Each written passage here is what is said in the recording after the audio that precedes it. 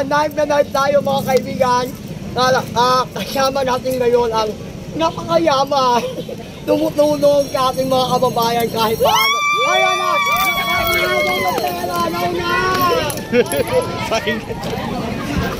Ayaw nyo ha? Ayaw nyo ha?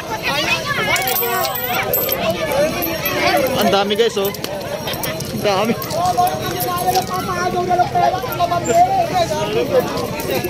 Nagpaagaw naman.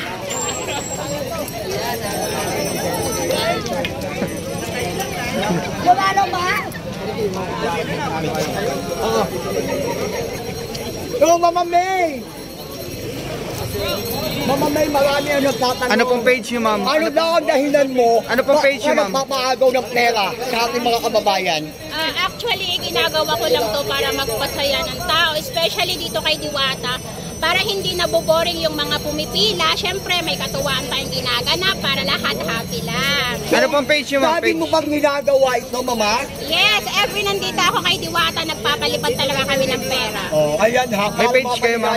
May Heart Cares po, charity vlog po tayo, and then okay. tinalo na natin So guys, support nyo siya guys, charity support nyo. Paano huli nyo? Boyfriend ko? Charity guys, charity. Support natin ang mga charity. Sila yung mga tumutulong talaga. Isa sa mga talaga tumutulong. Charity. Support nyo guys. Ikaw mamayari dyan. Pwede Huwag magtanong. ka nangagaw ha? Pwede magtanong. Yes po. Yung pagpapagaw ng pera, pwede pa bang maulit pa sa susunod na Yes araw? po. Every nandito po ako sa Diwata Pares.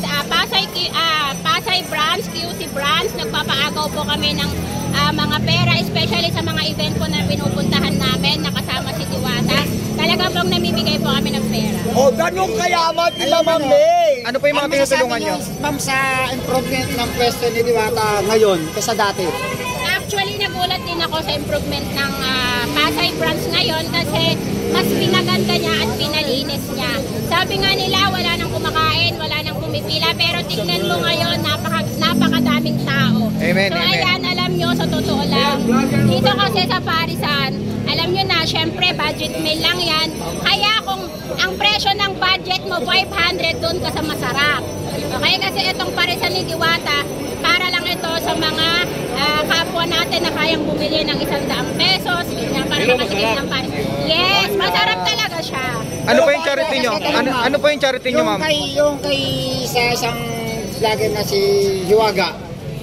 Ano masasabi mo sa kanya? Actually, kay Hiwaga, wala akong masasabi about kay Hiwaga kasi hindi ko pa talaga na-visit si Hiwaga. Pero kung Hiwaga, kung napapanood mo to, business mo yan, ipagpatuloy mo lang hanggat sa nasa tama ka ipagpatuloy mo. Oo, at hindi ho naglalaban-laban ang parehong mga panig, no? Yes. Lahat po tayo ay dapat magtulungan dahil ang nayunin po natin dito ay makatulong sa marami natin mga kababayan.